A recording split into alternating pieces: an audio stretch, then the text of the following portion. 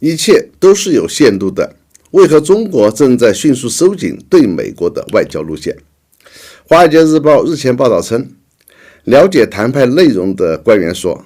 负责调解乌克兰问题的中国欧亚事务特别代表李辉在访问欧洲期间，呼吁立即在乌克兰停火，并保留俄罗斯占领的乌克兰领土。这个消息确实是一枚炸弹，这是真的吗？问题在于，这个消息来源不是中国外交部或者任何欧盟国家，而是美国版的《华尔街日报》。当然，该报引用了某位欧洲外交部门官员的话。不过，迄今为止，中方对报道关于李辉的话一直没有官方证实，也没有否认和反驳。西方媒体认为，尽管该消息没有得到证实，但中国近期在外交领域明显活跃，已经变得更加主动和强硬。中国外交已经发生了明显的变化，从传统的极其模糊的世界和平诉求，转向直接参与解决各种冲突。这说明了两件事：首先，中国已经明确认定旧的全球秩序实际上已经死了，甚至联合国的分解将很快开始。其次，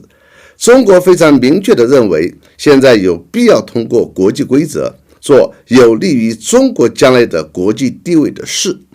事实上，最近中国外交的最大成功是调和了一对中东死敌伊朗和沙特之间的关系，再加上中国出面努力让叙利亚重返阿拉伯国家联盟，中国为稳定整个中东创造了先决条件。但这种行动却让美国越来越敌视中国，特别是中国元首访俄3天，并进行闭门会谈。接着，在5月24日，俄罗斯总理米舒斯金访问北京，然后两国多领域代表团互访。这一切说明，中国将在事关两国根本利益的问题上支持俄罗斯，这是美国最焦虑的问题。美国的强力挤压使得中国和俄罗斯之间实际上正在形成一个没有联盟的联盟。的确，这个世界在面对美国疯狂制造世界的混乱之时，只有中俄联手才能终止这一切。5月27日，美国国防部副部长拉特纳表示，中国没有直接拒绝双边沟通，而只是无视美国人试图取得联系。中国至今没有回复美方关于两国防长在新加坡会面的请求。搞笑的是，美国居然公开说，受到美国个人制裁的中国国防部长李尚福不善交际，指责中国国防部长不接美方电话，也不与美国防长会谈。在指责中国不理会美国的同时，美国的遏制中国特别委员会5月24日向拜登和美国政府部门发出了一大堆建议，包括向台湾出售和提供尽可能多的武器，在台湾岛上部署美国战略弹药库，以及在东亚基地加强美军驻军等等。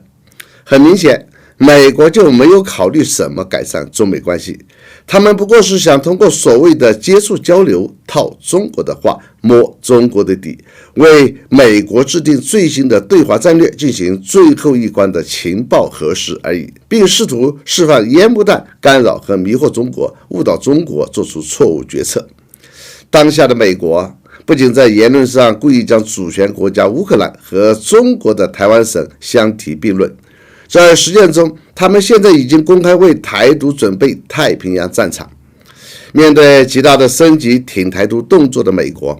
面对美军的种种挑衅，面对美国正在致力于构筑包括科技、经济、军事全方位对华包围圈的表现，面对美国的言而无信，中国有必要理睬美国吗？因此，中国必须收紧对美政策，这才是最正确的做法。好，本期话题就到这里，我们下次见。